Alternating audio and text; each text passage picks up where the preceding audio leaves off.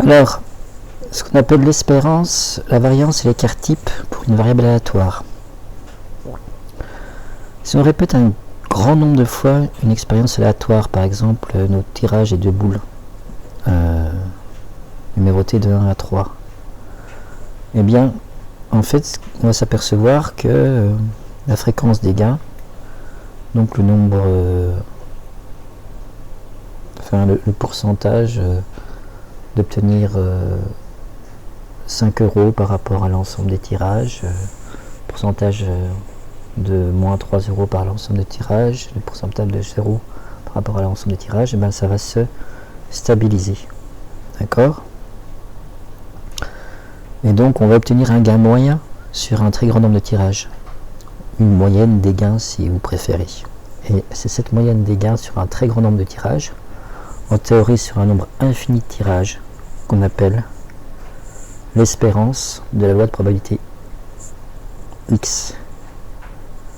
Donc de même pour la variance et l'écart type qui se calculent de façon un peu plus complexe, mais voilà, on a au bout d'un certain temps une espérance de gain, une variance et un écart type. Donc si on considère l'expérience aléatoire précédente, je vous rappelle, j'avais une urne avec 3 boules indiscernables au toucher numérotées de 1 à 3.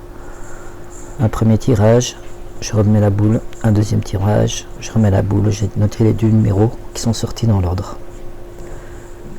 Eh bien, on avait une probabilité de 4/9 d'obtenir moins, d'avoir une perte de 3 €. Une probabilité de 4/9 de n'avoir aucun gain.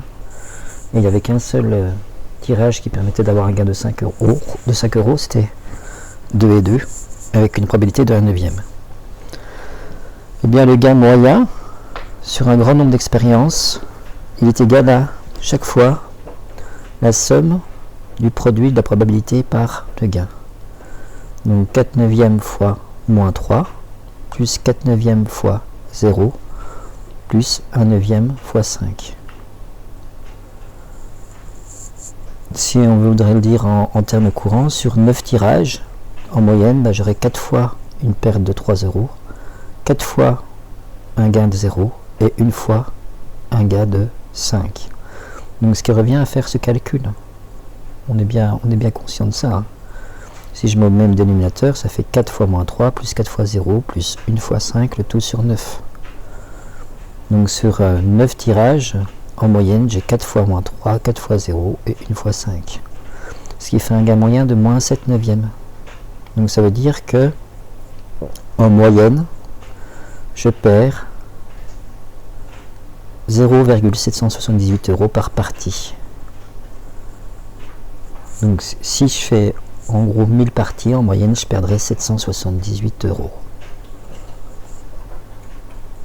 Donc ça, c'est ce qu'on appelle l'espérance.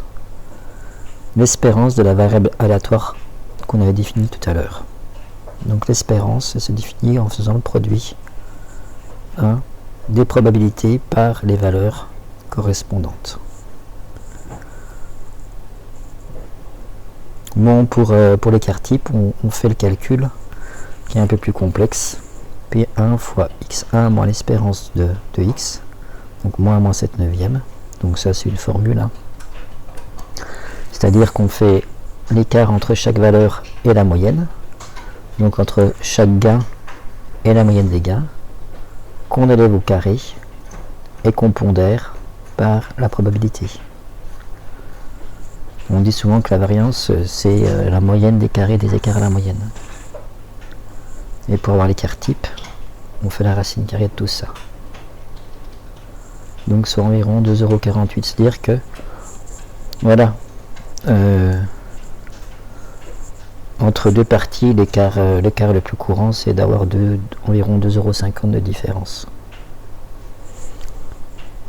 Donc, calcul, comme ça, par rapport à la variable aléatoire qu'on a définie, de l'espérance et de l'écart type.